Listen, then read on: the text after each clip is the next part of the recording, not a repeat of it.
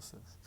Então, qual é isso? O que ele trouxe muito claramente nesse último curso, e vem falando no último curso, foi o curso de meditação e autoconhecimento, para que a gente tenha o resultado que a gente quer, a parte técnica, a parte objetiva, técnico do esporte, técnica da técnica corporal, do jiu-jitsu, da natação, num contexto global, ela representa 20%. Os outros 80% são da ordem emocional e mental. Na altíssima performance, o melhor rendimento físico é o mínimo. Tipo assim, tu ter o melhor trabalho físico, porque tu tá entre os melhores, tua capacidade do teu cavalo, né, no hipismo, a capacidade muscular, articular, de potência, se tu não tiver lá no topo, tu não larga. Então, isso é a base da história. Nós temos uma técnica corporal que a gente chama de asana, são as técnicas corporais que a gente utiliza. Para essa técnica, ele já usa essa proporção. Olha, o asana, essa técnica orgânica, é 20% físico. E olha que coisa interessante. Eu acho isso uma excelente notícia, né? Por quê? Porque se eu for o melhor do mundo na parte física, orgânica, eu estou restrito a 20%. Eu tenho mais 80% para explorar. E se eu reduzir a 10% a minha performance física, num contexto de qualidade de vida, de expansão de consciência, e levando isso para a vida, não só para a questão do esporte, eu posso chegar a 90% se o meu rendimento orgânico for... Estou usando uma matemática de padeiro aqui, né? Assim, com todo respeito aos padeiros, né?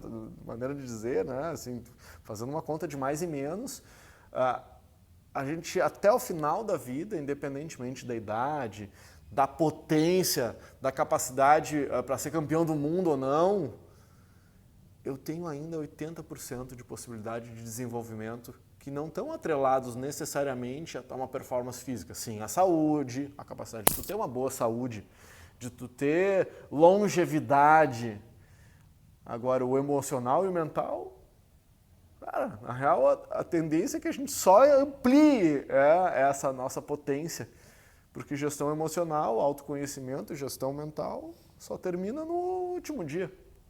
Então eu trago uma boa notícia para nós, que o tempo, ele nos tira algumas coisas, mas ele nos agrega muito mais coisas. Então, e aí a gente está bem nesse capítulo que a Gabi está começando ali, que é... Como é que ele chamou no livro novo? É o rastro, né? No livro mais antigo, ele fala sobre a trilha. Trilha, a trilha dos hábitos, que é uma das formas da gente potencializar, de compreender como que o hábito se forma. Existe aquele livro famoso, O Poder do Hábito, né, que eu já falei um pouquinho. E na teoria do poder do hábito, ele afirma que, claro, eu não vou entrar nos pormenores, tá? Que tu não muda um hábito. Eu fiquei meio chocado com isso, né? Mas depois eu entendi. Para mim parece que ele fala um pouco para chocar, mas ele explica o que ele quer dizer com isso. Tá?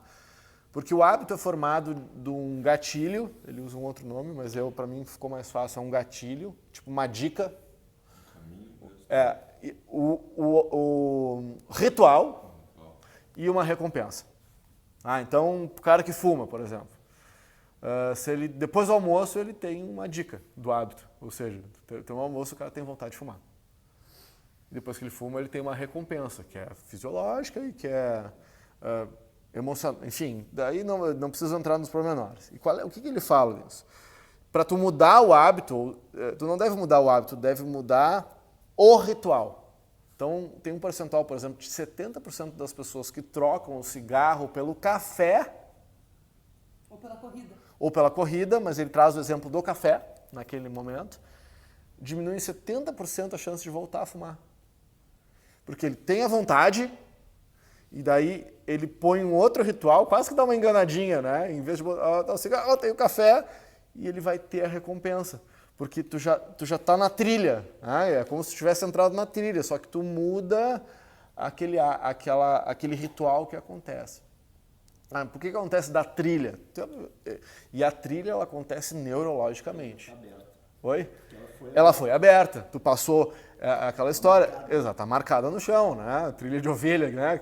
Que abre caminho no mato, né? Daqui a pouco tu acha uma trilha, normalmente tem uma tropa de ovelha que passa por ali e que é o caminho mais natural. Agora, quer dizer que a gente já nasce com algumas trilhas, que é o nosso potencial genético, coisa do gênero. Agora, não quer dizer, porque aquela trilha já vem com a gente, que eu vou ter que trilhá-la. Obviamente que, se tu já tem uma trilha, é mais difícil de tu refazer. Tá? E normalmente, no momento de pressão, o que acontece? A gente volta ao hábito antigo. E ele traz vários, muito legal esse livro do Poder do Hábito, porque ele traz vários exemplos. Do time que ganhava, daí chegava na final. Né?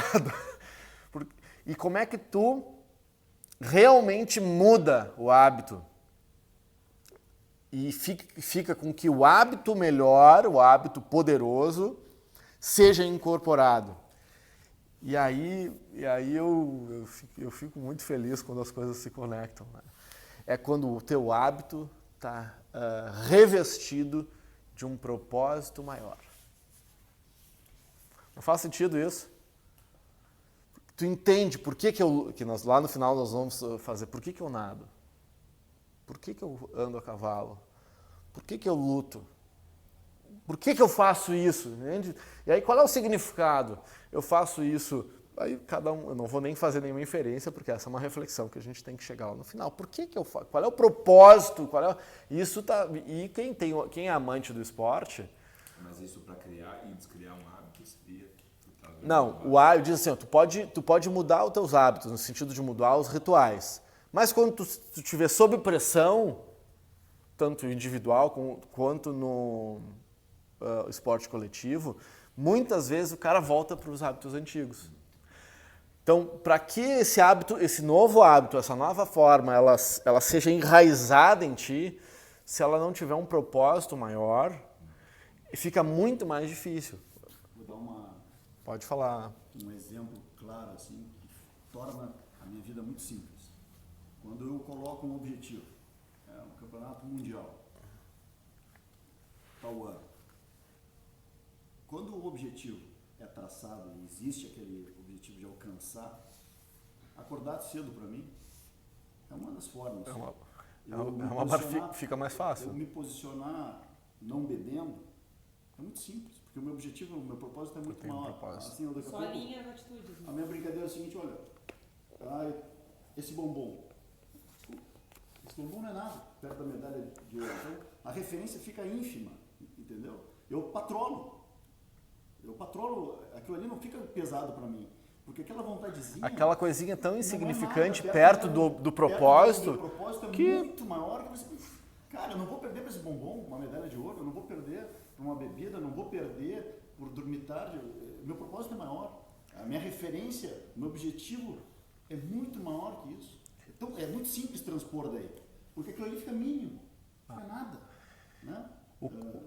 Exatamente. E o propósito, ele é individual. Quem é o cara que inaugurou isso no mundo, que escreve com uma propriedade impressionante sobre isso, é um cara chamado Viktor Frankl, tá? Que é o cara que inaugurou a escola do sentido na psicologia. O Viktor Frankl, ele ficou 4 anos num campo de concentração. Tu imagina o que esse cara não viu e não passou, né?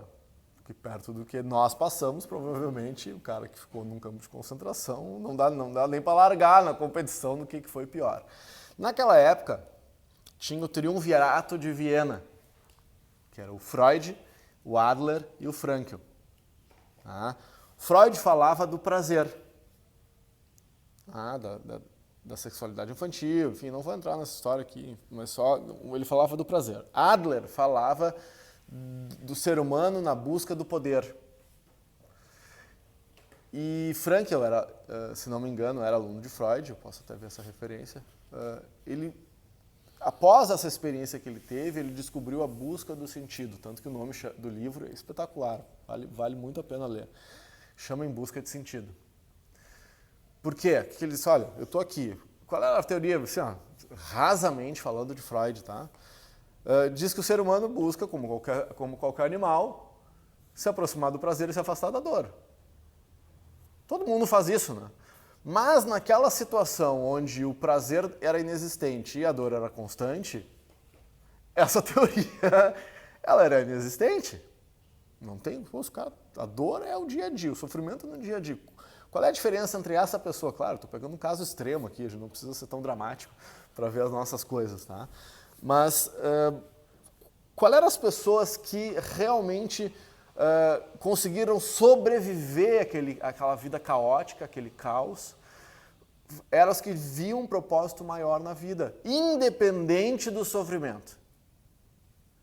Então, claro, daí para algumas pessoas... Não, tem o meu grande amor, está fora do campo de... Exatamente. O meu filho está lá. Então ele tinha um objetivo maior para vencer aquilo ali. Era um obstáculo a ser superado, então, porque existia uma recompensa. A minha família está me esperando, existe bondade no mundo e ela vai, eu vou me encontrar com essa questão da bondade no pós-guerra, não vai terminar assim. Os meus filhos precisam de mim. Enfim, é um construto personalíssimo. Não precisa ser, pode ser o campeonato mundial, pode ser a família, tem gente que coloca na religião, tem gente... Cara, não é à toa que do Poder do Hábito ele fala de um dos grandes poderes que tem os Alcoólicos Anônimos, que é o grupo. Se tu te cerca de pessoas, por isso que esse grupo fica forte, porque se tu te cerca de pessoas que te dão força, que se tu tá esmorecendo, te puxam, cara, o grupo, ele tem uma potencialidade de te tornar muito maior. Olha, não, olha, bota, Chiu. Eu trabalhei com dependência química, né, 6 anos seguidos. Eles também falam muito em espiritualidade. Por quê? Porque querem que os caras virem religiosos, não. Mas quando tem essa sensação de existir um Deus, de existir uma justiça, de existir um propósito, que eu acho que está alinhado com o que o Viktor Frankl fala, é usado nos 12 passos dos hábitos, sabe? Essa questão da espiritualidade como propósito. Os Alcoólicos Anônimos, claro, estou pegando exemplos extremos, né? Só para a gente compreender, eles têm isso bem forte, assim. É um dos porque quanto mais alicerces, mais conexões tu tiver, melhor. Mas a questão do sentido, por isso que de vez em quando o cara só muda o hábito e toma um susto, né? O cara ressignifica a vida. Tipo, e tem gente que nem é assim. Então, mas nós que estamos buscando isso, se acontecer alguma coisa um pouquinho mais complicada, aproveita. Eu nunca desperdiço uma boa crise. A crise, porque a crise ela te mobiliza e aí tu vai ter chance de evoluir. Tem um pequeno parágrafo aqui que eu separei, que é o seguinte, é um processo doloroso abandonar um esquema mental já estabelecido. Então não espere facilidade ou açúcar quando você está querendo abandonar um processo que já é mental, que a trilha já foi feita. É como sair de uma trincheira. Ele avança, né? Não é só uma trilha, como se tu estivesse entrincheirado e daí tu não quer sair daquilo ali. Tu já tá inverno, tá frio, tu já tá quentinho, já tá confortável. Mas há um método natural utilizado pelas crianças para que a gente saia disso. Uma criança não se esforça para abandonar velhos hábitos. Porque ela é uma criança, ela é nova, né? Não tem velhos hábitos. Ela simplesmente inicia novos. Olha que mindset espetacular. Porque em vez de eu ficar fazendo força com um hábito antigo, eu vou pensar em criar um novo hábito. E qual é a história aqui? Aquele hábito que tu não usa, ele vai perdendo força. Vai perdendo força. O caminho da trilha, a grama vai crescendo. Vai crescendo, exatamente. Exatamente isso. Então a criança tem isso. Então o esquema do velho hábito pode existir, mas você não se encontra dentro dele, a não ser que se coloque lá. Se você achar que está sendo controlado por um hábito, então sentirá que deve tentar mudá-lo, que é a tendência. Nossa, né? Adultos. Uma criança não precisa alterar o hábito de engatinhar, porque ela não pensa que esse é um costume. A criança não acha que engatinhar é um hábito. Ela naturalmente, ela simplesmente abandona quando percebe que andar é um meio mais fácil e rápido de locomoção. Então, entenderam a lógica? Eu vou buscar um hábito mais eficiente e que seja melhor, e que seja mais saudável e que tenha mais significado. E aquele outro hábito. Essa analogia da grama, tem que botar lá na dica do atleta, reflexões lá no curso, dica do atleta. A grama que na trilha na qual tu não caminha cresce, e daqui a pouco tu não enxerga mais aquela trilha. Claro que demora, mas essa lógica da criança, ela vou fazer um hábito novo.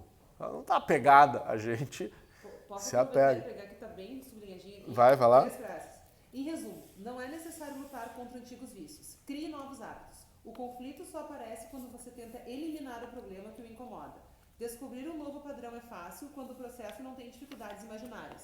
Faça o teste e comprove. É isso aí. Então, onde está a nossa limite? Tem um vídeo agora pelo Facebook aí, de, você só se limita pela sua mente, que o cara faz um círculo na volta de uma formiga. Ela está andando num papel, daí o cara desenha um círculo e a formiga não consegue sair do círculo. Eu achei muito impressionante. E ontem, e isso quem tem cavalo sabe, muitas vezes tu prende o cavalo num toco que se ele puxar ele sai, né? Sim. Ele não está preso. Não, tá ali assim. Tu prende o cavalo numa cadeira, ele fica preso na cadeira, mesmo que com toda a força dele ele pudesse sair dali. Então, realmente, a gente se limita. Claro que isso não é mamão com açúcar, né, gente? Eu posso falar parecendo que é fácil, tá? É aquela velha frase, né? Mudar depois de velho é... E o quanto mais velho, mais difícil. Mas a boa notícia... A boa notícia é que a gente descobriu. Cara, o nosso cérebro, isso a neurociência traz muito claramente, a plasticidade, a capacidade de expansão cerebral, ela não para. Porque antigamente se tinha a ideia que isso terminava, que tu tinha lá o número... Não para. Assim. Claro que, na medida que a gente vai ficando mais velho, a gente tem que fazer mais força. Tem que estudar mais, mas se tu continuar... botando empenho, botando lenha, se eu estiver habituado, então agora eu vou aprender violino, vou aprender russo, vou aprender uma coisa nova. Cara, o teu cérebro ele vai seguir. Atleta, nós temos que nos tornar um atleta cerebral até o fim da vida, senão a gente fica velho quando para de aprender. Então isso é uma boa notícia, né? Porque antes a gente achava que não, cara. Já não tinha mais tempo. Não tinha mais, não, cara. Ainda mais que a gente vive muito mais. Então, qual é a pergunta quase de sacanagem que eu trago aqui para nós? Então, a gente sabe que é possível mudar, tá? Isso a gente já sabe.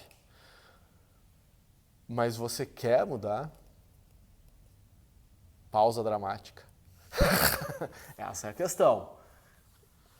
Lembra do filme aquele? Quem não assistiu, eu recomendo. What the Bleep Do We Know? Que é o Quem Somos Nós. Tem uma cena que o menininho olha para a protagonista mas é possível? All depends on how far down into the rabbit hole do you wanna go. Tudo depende do quão fundo na toca do coelho você quer ir. É uma escolha, então fica muito claro que nós temos que escolher, porque muitas vezes essa evolução que nós desejamos, ela fica insustentável, porque a gente não aguenta. Tá, mas por que eu não estou aguentando? Porque eu estou indo muito rápido? Porque eu não estou me alimentando bem? Porque eu não estou gerindo bem o emocional? E essa é a questão. Aí a gente tem que lembrar, por resultado igual potencial menos interferência, quais são as interferências que estão impedindo com que eu evolua? Aí é o trabalho reflexivo que a gente tem que ter. Da dica do Napoleão Hill, use 1% do seu tempo para refletir, 14 minutos por dia. 14 minutinhos de reflexão. Putz, o que eu fiz? Eu gosto de fazer isso no final do dia. Como é que foi meu dia? Consegui fazer aquilo que eu queria? Eu consegui me comunicar bem com as pessoas? Eu fui mais tolerante hoje do que fui ontem? E a gente chega ao final do dia, quando a gente consegue ter essa reflexão, a gente se sente bem. Né? Claro! Quando o dia passa assim... Conseguir... Fica aqui e fala assim, porra, esse dia foi... Isso aí eu faço, eu tô fazendo... Busca fazer, né? Então no final do dia, um pouquinho de tempo, consegui fazer... E aí quando tu dá uma escorregadinha, não é para o cara se frustrar muito, pô, mas o que houve, o que eu fiz? Pô, o próximo eu vou fazer um pouco melhor. Né? Não, a gente não precisa ficar se apegando, porque a gente se apega aos erros, né? A gente fica sofrenildo ali, errei, pelo amor de Deus. Daí eu sou a pior pessoa do mundo. Quem nunca se sentiu a pior pessoa do mundo por causa de um equívoco bobo? Pô, não, pô, tá. Não é para dar de ombros, né? Dar de ombros pro erro. Tá tudo bem. Não. Para, dá de ombros. Essa de não. no fundo do problema, né?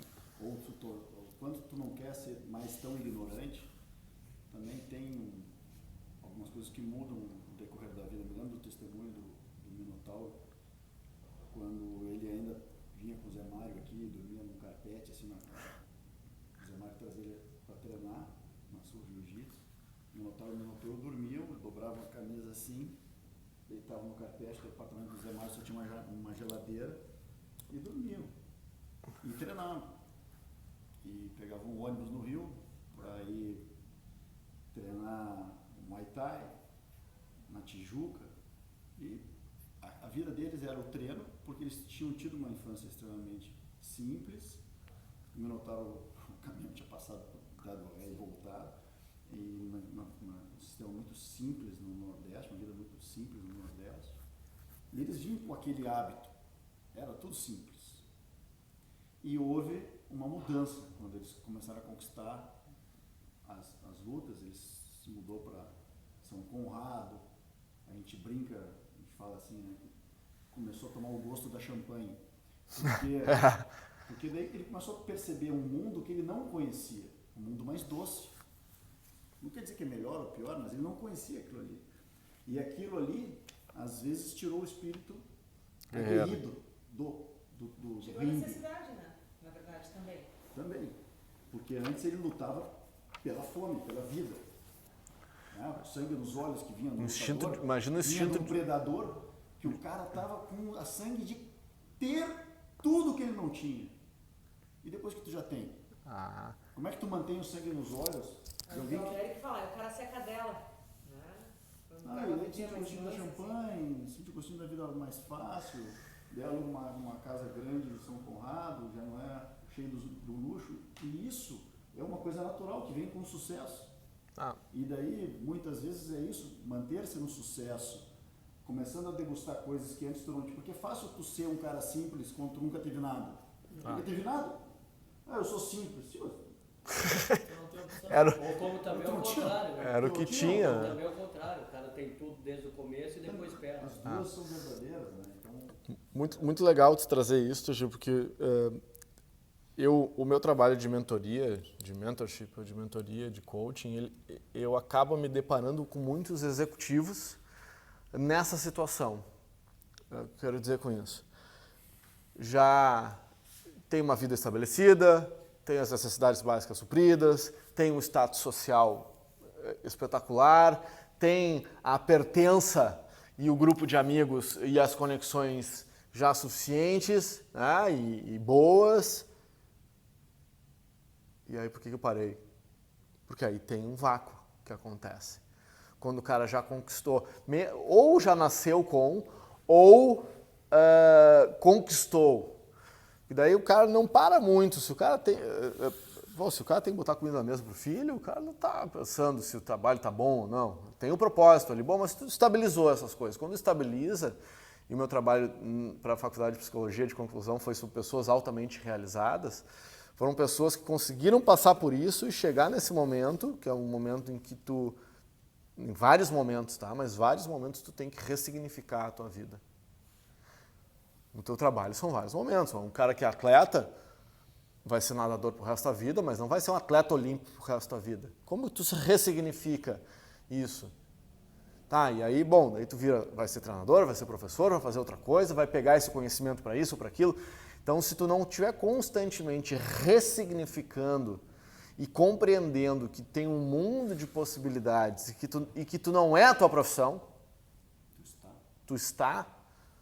tu não é campeão mundial, tu está campeão mundial, e que aquilo é um alicerce para tu ter pode ser um alicerce para tu ter uma vida melhor, tu acaba se deprimindo, ficando triste, porque tu deixou de ter aquele rush, né, emocional, como o Zé Mário conta a história dele, né, pô, aquela 100 mil pessoas gritando o nome dele, pô, isso eu não vou mais ter. Bom, mas tá ali, tá na tua história. Como é que tu transforma isso em energia, em movimento e segue adiante?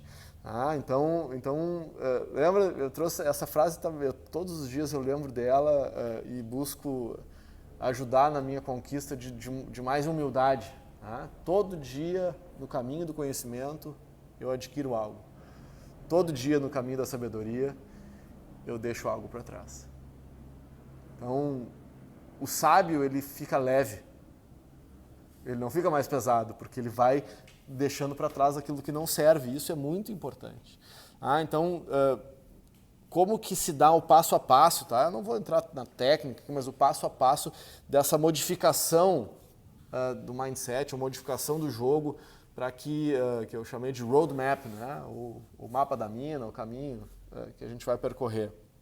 Eu prefiro, e até eu vou mudar isso no meu cronograma do curso, eu não vou usar o mapa, porque eu me identifico mais com o paradigma da bússola do que do mapa. E quando eu li um outro texto que me fez muito significado. Eu falei sobre... Tu estava quando eu falei sobre a bússola na aula? Acho que tu não estava. Tu estava, né? Tu pode ter o mapa, só que tu tá com o mapa na mão não significa que tu tá no lugar certo.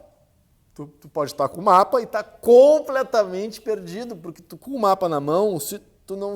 mas onde é que é isso? Cara, mapa na mão, ele pode te ajudar, mas ele não quer dizer que tu vai estar... Quer dizer que você está norteado. Não está norteado.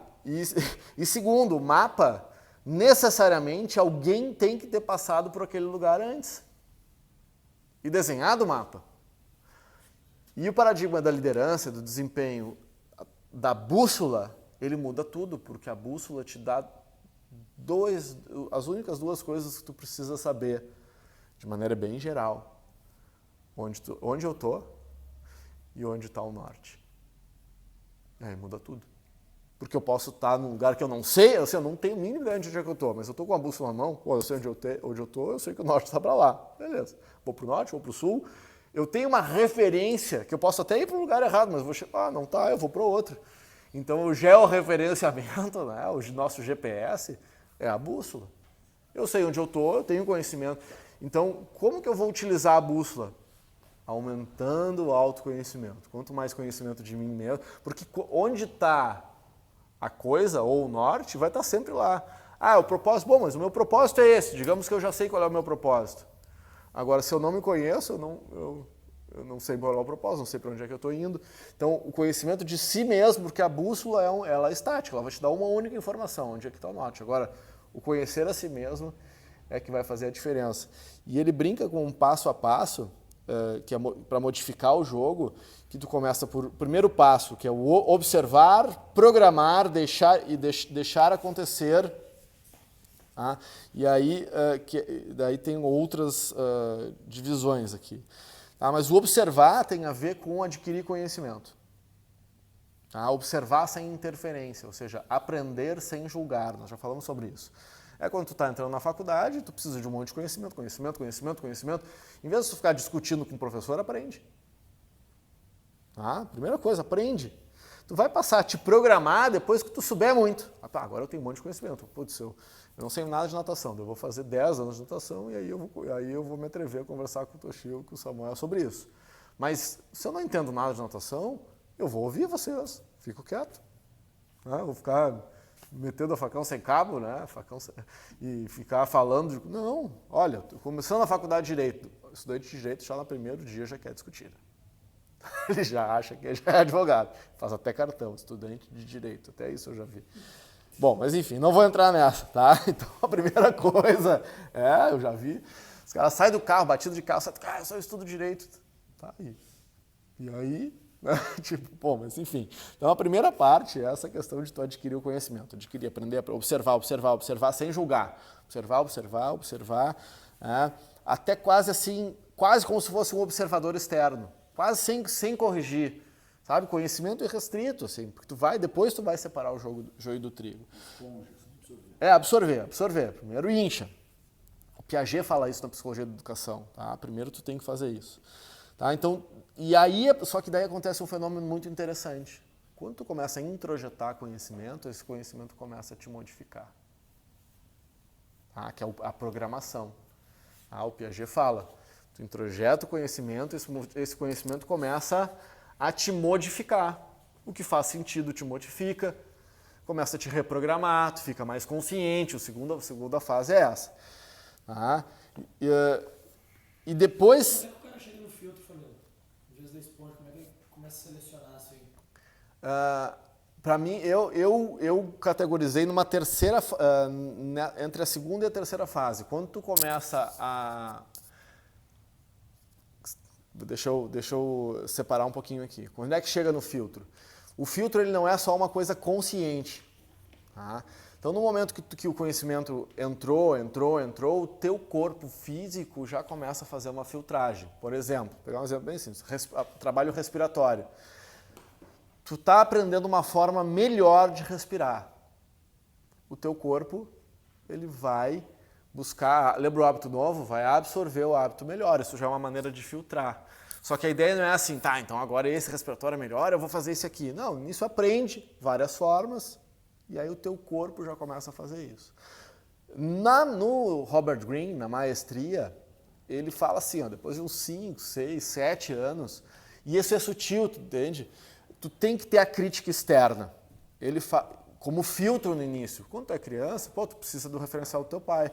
Pô, meu filho, tá certo isso aqui. Teu professor, olha, tu tá fazendo bem. Só que tem um momento que é uma transição. Primeiro tu tem o filtro que é externo. Só que depois tu tem que ter a lucidez de saber se a crítica que eu tô te fazendo, ela te serve. Aí tu tem que fazer essa conta lá no jiu-jitsu.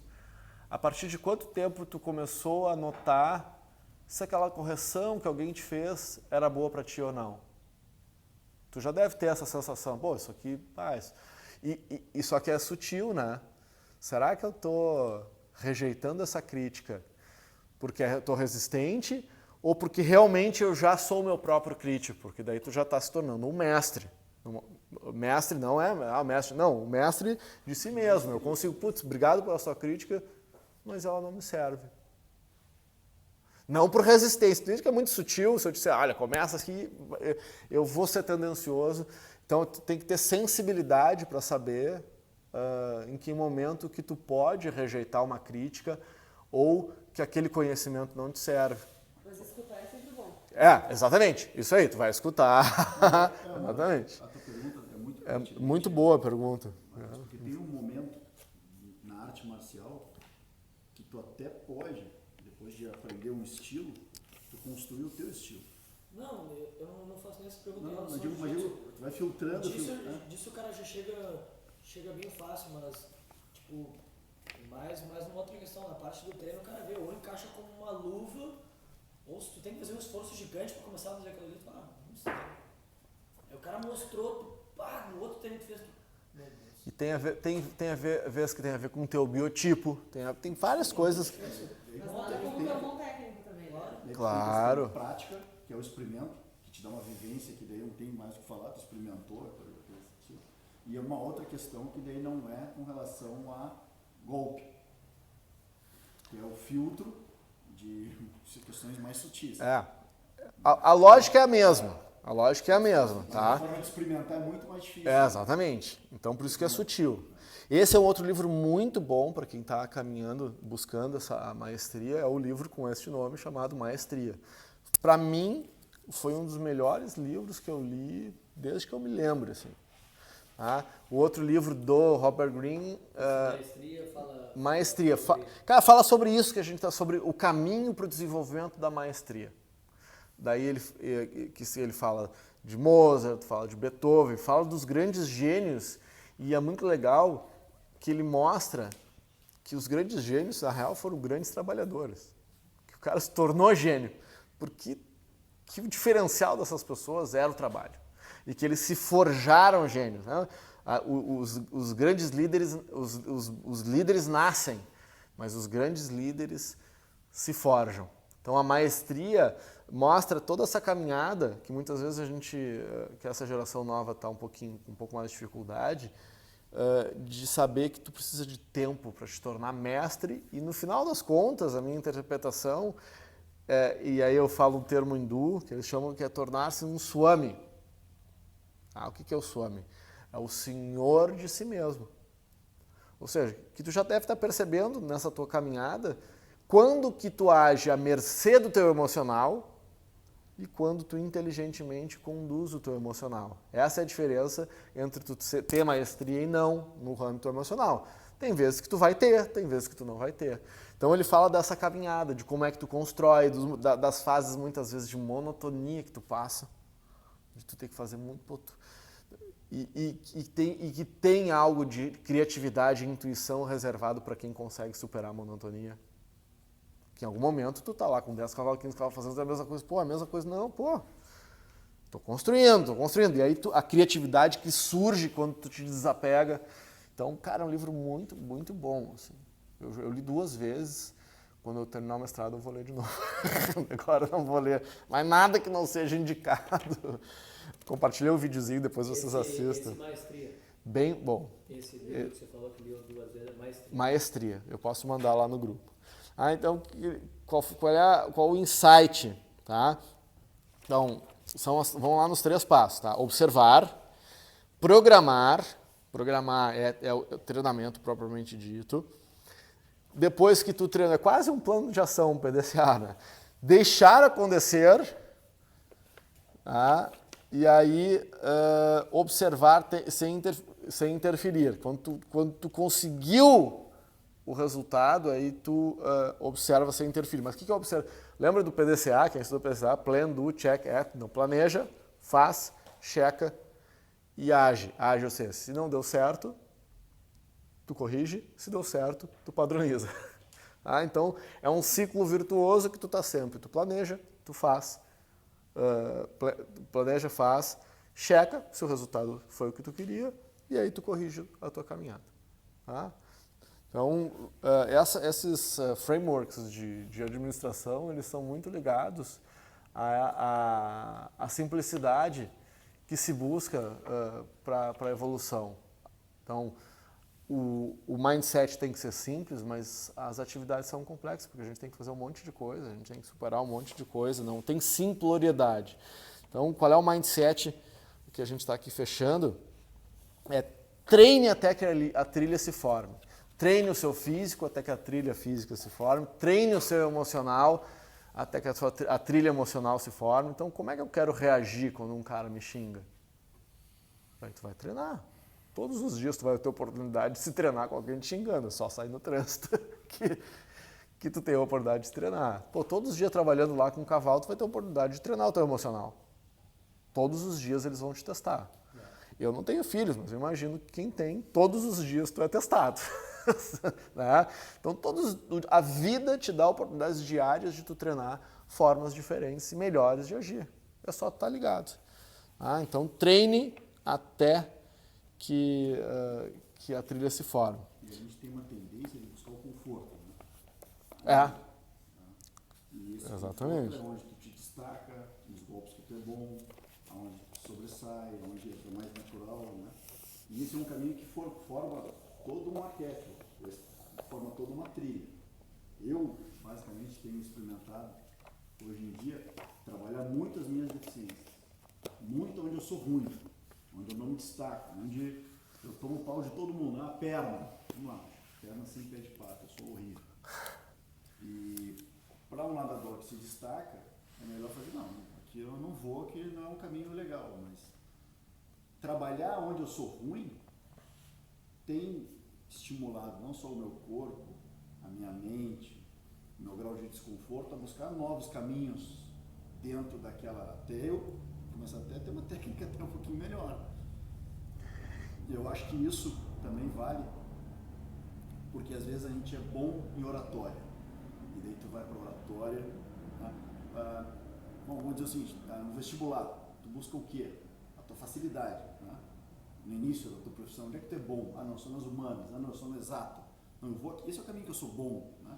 Lógico, no início do caminho, etc. Daí depois, ao decorrer do caminho, para tu te destacar, quando os caras são todos bons, Se tu continuar trabalhando onde a tua melhor qualidade, ela está limitada. Talvez tu começar a trabalhar onde tu é o pior, o teu potencial de ganho é muito maior. Eu vou pegar esse teu gancho para fazer o gancho com a formulazinha do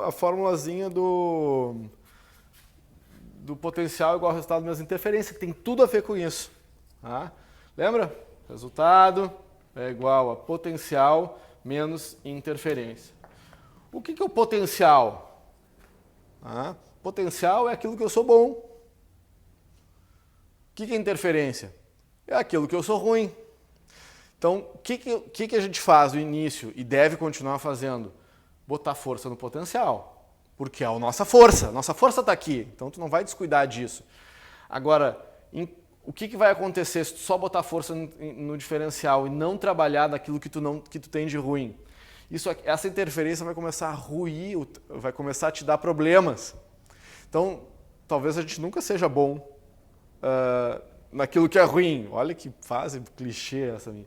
Mas enfim, naquilo que eu sou ruim, talvez eu nunca seja bom, mas eu posso minimizar o impacto dessa minha parte pereba na parte que eu sou bom. Faz sentido isso? Tu vai tirar menos do teu potencial. Exatamente, tu tira o peso. Bom, a minha experiência, aí fechando, vou dividir com vocês a minha experiência no Gil, né, que eu tenho... que eu sempre fui um cara que passador de guarda.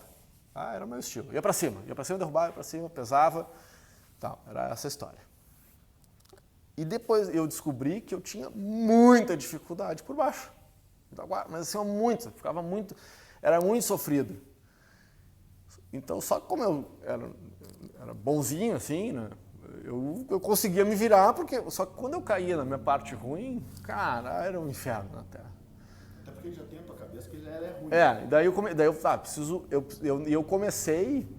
Eu comecei agora, preciso mudar meu jogo, porque eu preciso pelo menos sobreviver quando eu tenho um cara em cima.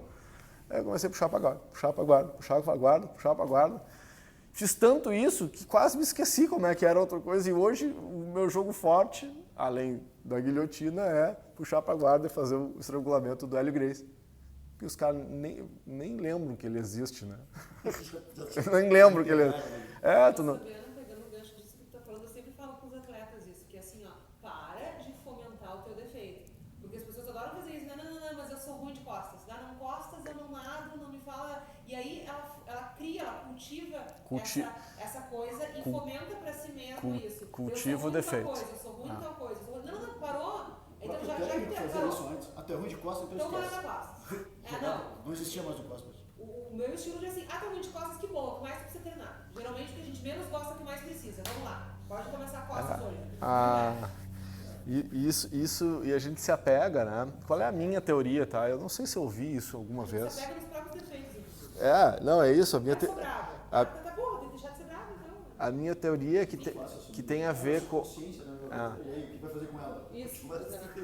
A minha teoria é que tem a ver com a construção da identidade. É uma coisa bem profunda isso. Ou seja, esse defeito que eu tenho, se eu me desapegar, e aí a última frase que eu anotei nessa fase aqui da programação é o autoconhecimento e o desapego. Tem a ver no caminho da sabedoria, eu tenho que me desapegar. Se eu não me desapegar, eu jamais vou ser sábio.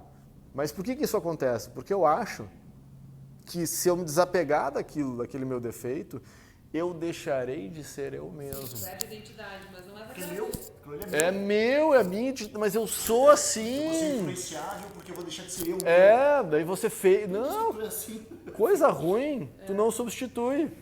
Tu elimina. Se aquele é um defeito, se aquilo é uma coisa que não te faz bem, tem uma coisa emocional que não te faz bem, uma atitude emocional que não faz bem, elimina, pô. Porque todo mundo acaba te criando esse... E valorizando. Tu substitui Não, eu não tenho paciência mesmo. Daí tu fica sem paciência. Deixa eu encerrar aqui a nossa gravação. O pessoal que vai assistir, quiser mais informações, só escrever o e-mail aqui embaixo que eu mando.